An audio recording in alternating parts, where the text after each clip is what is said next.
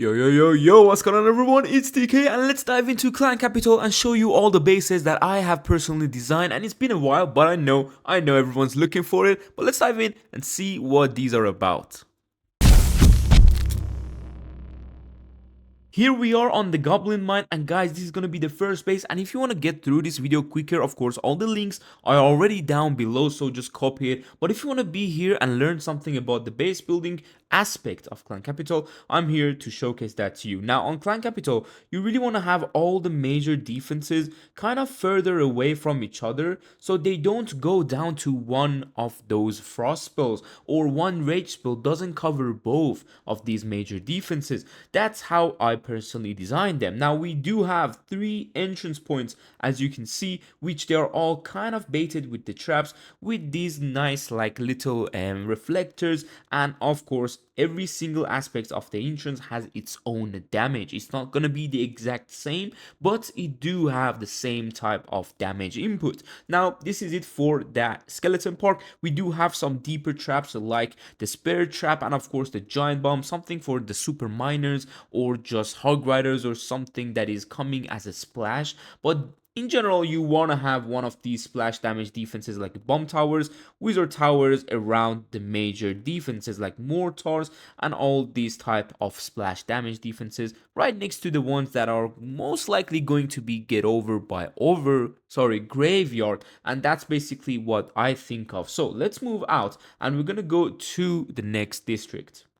Skeleton Park is one of my favorite bases to design because it just gives you insane amount of baits, because we only have 2 entrance points and the enemy has to attack from either one of them. And as you can see, we got reflectors and mega Teslas, of course, those nice little kind of splash Teslas we have in the Clan Capital, with the help of the ricochet cannon, or let's put this say multi-cannon ricochet. It's not ricochet cannon. Ricochet cannon is in home village. Now, we do have the giant cannon, and of course this little minion hive basically that can actually cover all these areas, and they won't go down to 1 frost pulse. So you have to do double frost, and then this area will still not be frozen, which is super deadly. And as you can see, we do have again the splash damage defenses right next to the major defenses, and it's just nice touch.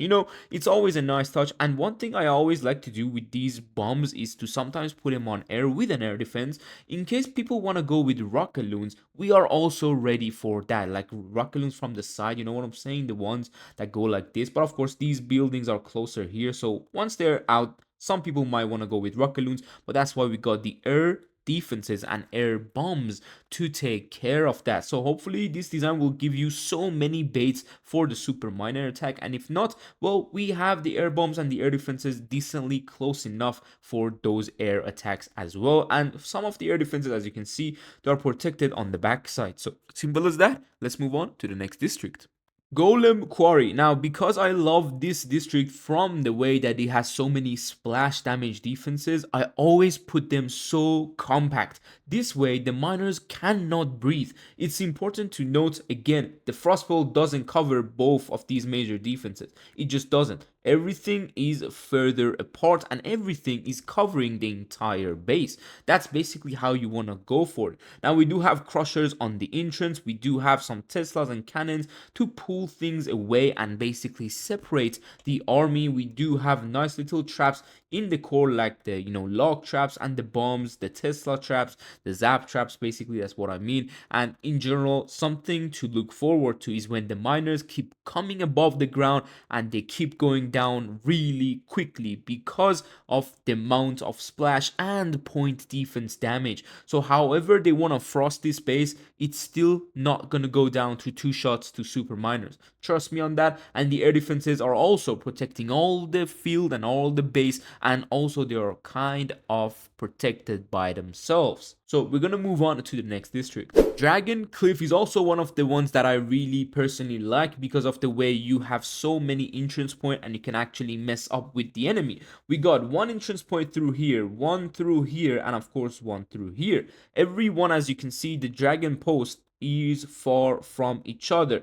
they're not gonna go down to Frostwell, they're not gonna go down to the graveyard, because we do have wizard towers and splash damage defenses right next to them, like the bomb tower. And of course, all these backsides one won't get over, or not overgrowth, graveyard spell on them that much. And we do have splash damage on the major defenses, as you can see. And simple as that, we are protecting everything basically with the splash for that graveyard value. Otherwise, the super miners itself are fine on this base as well, because you got so many entrance points. The frostbow will have to be deployed on one of these two dragon posts, otherwise it's gonna melt those miners. And every aspect they choose, they're gonna have something at the back side of it which is gonna be protecting those, defenses, and basically killing the miners super quickly. And sometimes people might go with very like far, I would say, how do you call that, like spread with the troops. Some people might go both sides, and this is where actually it's gonna be even worse for the miners. They cannot get through. We do have the whole main district hall basically in the middle there, so you can keep the miners in front of the single infernos, and of course the splash from the super dragon. Simple as that. The zap traps will be for those, battle rams or something, if you call them that. So yeah, I've been away from clan capital for a while. I just do my raids, but I've keep building bases for blueprints, so I can keep my hands warm basically. Now moving on to the next one. Builder's Workshop is one of those first districts that I started building against the super miner, because look at these entrances. We got the right one, we got this one, we got that, and this one. These entrances are all covered with walls, so it can force the miner pathing into the amount of splash, and it's insane how much it can give that value.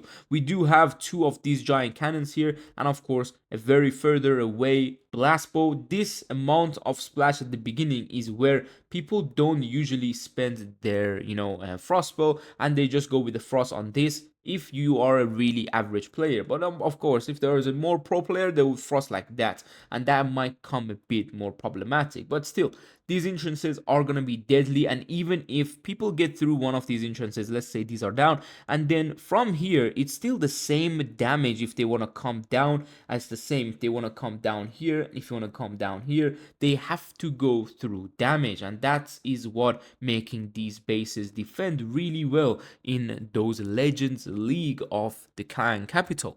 Ballon Lagoon is generally one of the weakest districts right after the Wizard Valley, and this district doesn't really have that much to offer honestly, except a lot of giant bombs and also crushers, which I'm using in a nice matter. Look at this. The entrances are all covered, and these entrances is going to be longer, meaning it's going to take more damage for the miner unless the attacker choose this one, which we have rocket artilleries pointing at that entrance anyway. Simple as that. We do have another rocket artillery here and here for these entrances, and in general that's how you want to defend these miners. You want to put heavy healing like building in front, and then heavy damage in front, and let the basically major defenses do the rest of the job. So again, going with a very separation of the major defenses. As you can see, they won't go on to the one frostbow, and that's how basically you want to build all your bases, with a nice trap inside the way of the miner's path basically. But let's move on to the next district. As I said on the last one, Wizard Valley and Ballon Lagoon are one of those weakest ones, but you want to generally have the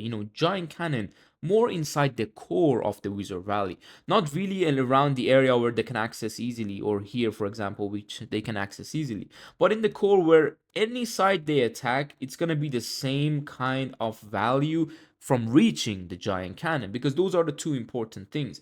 Now then, we do have a very hardcore entrance on all these sides, and of course this one with that high HP building to keep the miners in front of the giant cannon, and of course all those splash damage defenses. We do have a lot of closed walls, forcing the enemy to take more battle rams in case they are into the ground attacks, but that's generally for the Wizard Valley. Nothing too crazy. I do have some maze type of walls to protect the single inferno from getting reached basically early on, and because there is some gaps here, the miners will always choose like the easier path basically. Like if they're here, they're gonna go around the single inferno, simple as that. So let's just see what happens in Barbarian Camp.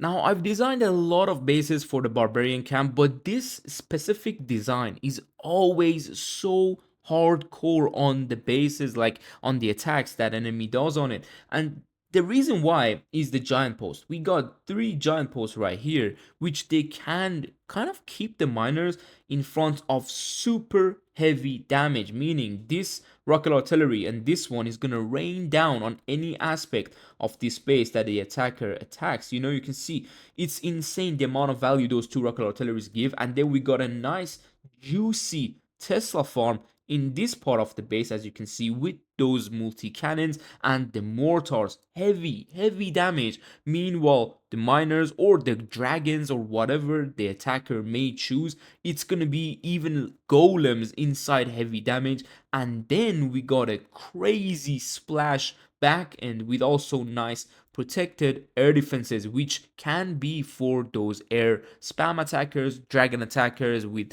kind of like the flying fortress attackers. Simple as that. Like literally, look at these air defenses. Let me tap on them. Every air defense is covering entire base, and at the same time they are covered by a lot of major defenses and traps and Teslas and point defenses and splash damage defenses. This is the way you want to build a base if you want to defend in Clan Capital, and hardcore defenses will come out of it because there is a lot of average players just trying to spam and get out of the game. This automatically gives you around 6 defenses on just one district, and that is insane to keep boosting up your confidence to be able to build more bases for Clan Capital. Now here is the big boy part of the Clan Capital. We got the Capital Peak, and this designed by myself. It's one of the best that I've have because it defends absolutely crazy. Now why does it do that? Just look at the splash damage major defenses, not just splash, let's just say major defenses, right? They are so far from each other, but yet they cover so much. So if I want to change the color for you, we can see this giant cannon covers this entire things. And then the blast bow covers this entire part. Same as the rocket artillery covering that back end. Same as this blast bow. It's insane. And then we got the Capital Peak itself, which covers literally every single one of these major defenses.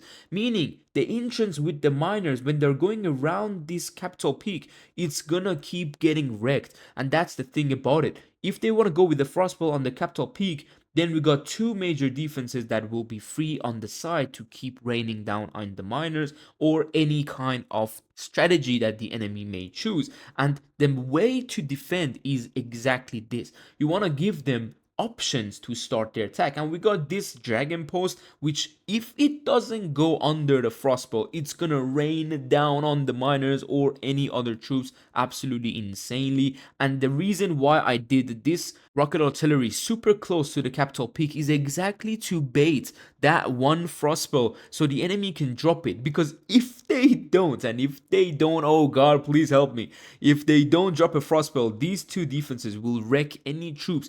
This base has defended even 9 times in one of our raids, and it's insane how it can actually defend the super miners and the super dragons, 2 of those major strategies in the Clan Capital. At the same time, we do have the further Inferno towers, which are good for the golems. Yes, the golem doesn't have that much of a good funnel. Even if they do, it's always going to be random. So at the same time, this Inferno can really rain down on the golem and lock onto the golem and kill it, because it's so hard to reach. It's super further away from the base, meaning it doesn't need to do anything to the miners, but it's absolutely helpful for the golems. That's my thinking when I'm building a Capital Peak. I want to have the best value out of the Capital Hull Eagle artillery, which on this base it shows exactly that. So hopefully these bases will absolutely help you to crush your enemies in the upcoming raid weekend. And I'm sorry if I wasn't uploading before about Clan Capital. I've tried a few times,